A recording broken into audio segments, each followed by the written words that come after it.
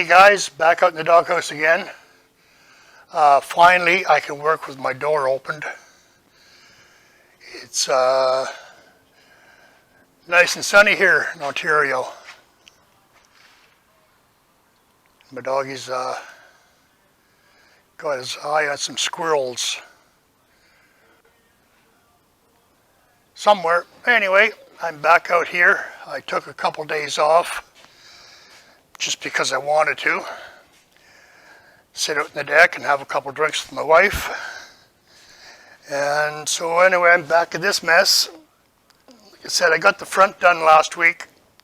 Now I'm going to work on the back. I've already taken the leaves out.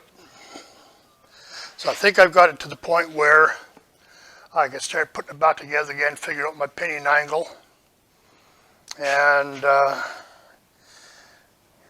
get these get the axle saddles, if you want to call it that, welded onto the axle, and get my truck back together again. But anyway, I'm going to put my gloves on now because last week I hit my finger with the grinder. It only bled a little bit. But anyway, that was one reason I took some time off. I was kind of peeved. And I was getting tired, blah, blah, blah. You know how it is. See how it is.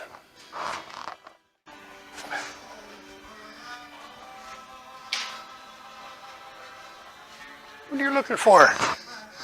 You chasing that squirrel? And you thought he came in here. You crazy dog.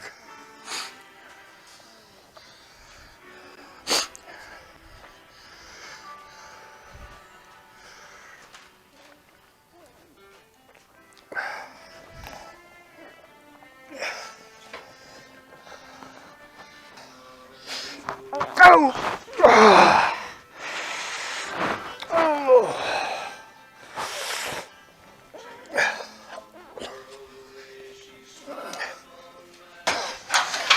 I'm just going to hurt myself.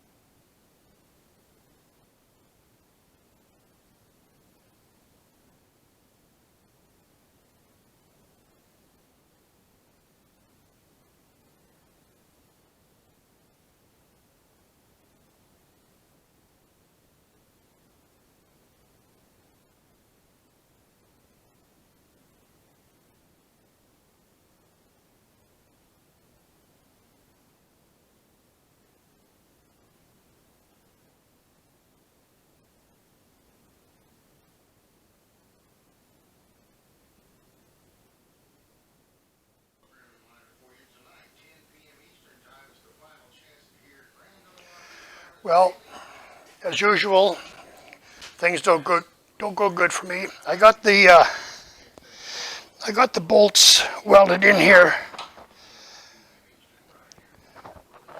These here go all the way through. The nut on the bottom holds that cradle in, or whatever you want to call it. That was all good. I got this here set up, and I went to go to the front check the transmission for the angle and make sure it's centered, all this sort of stuff. And I noticed that the transmission was hitting on the cross member. I don't know if you can see that or not, but anyway, I undid the transmission mount, the rubber mount that's underneath there last week when I was jacking the front end up and this sort of stuff, and I went to put it back today, and I noticed I couldn't get the bolts right tight, so that's when I started checking stuff out. The transmission sitting on the cross member. So I came around here, I was looking at things, and I lowered the truck all right, but I think it's hard to get down. I think I lowered it too much. You can see that these springs are flat. You can see the other side. See the other side, they're right flat.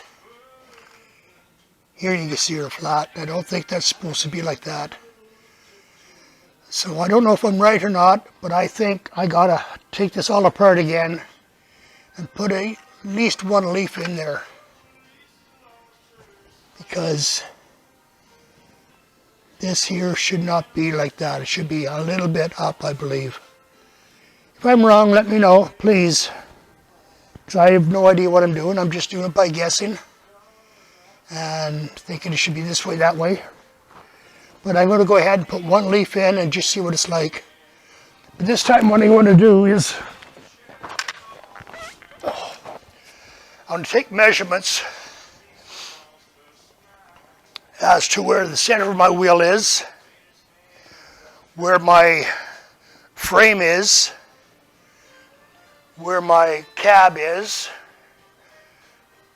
and then I'll put one leaf in and see if that changes anything. Well, it should change things, but just out of curiosity, if I put one spring in, how much it'll change. And I'm just deciding now what spring I should put in, because I've got several to choose from. Looks like a rib factory right now. So I think I will put in one of the longer ones. That'll give me a little bit of height, but I don't think it'll give me as much lift. I think if I put the shorter ones in, it'll give me more lift because of the arc. Or maybe I'll just measure all the leaves and see which one is the tallest of the arcs and kind of pick the average one. But I think I have to use the longest of the springs. But anyway, I'll tear all this apart. I'll do it all again, and that's the way she goes. Oh, and I got a nice little treat over here. Picked up another motor the other day. A friend of mine, well, you know how it is. Somebody has something and they want something else, so you do a little bit of a trade. But one thing I've noticed, like, look the balancer, harmonic balancer, look at how thick that is. That's got to be 2 inches thick. I have no idea why that's so thick. But anyway, I've never seen a motor like this here. Like, it's even got the pistons, or the lifters, how it's marked. 2, 4, 6, 8, you know. I've never seen them embossed like that. And then the valve cover just has the 2 bolts here. No bolts around the perimeter. I think it's a 305 or 307. I'll double check the numbers and see what it is for sure. But anyway, that's going to be a spare, just in case something goes wrong, or you never know. It's always nice to have extra parts, extra bartering tools. But anyway, I want to get back to tearing this apart again and then seeing how she works out.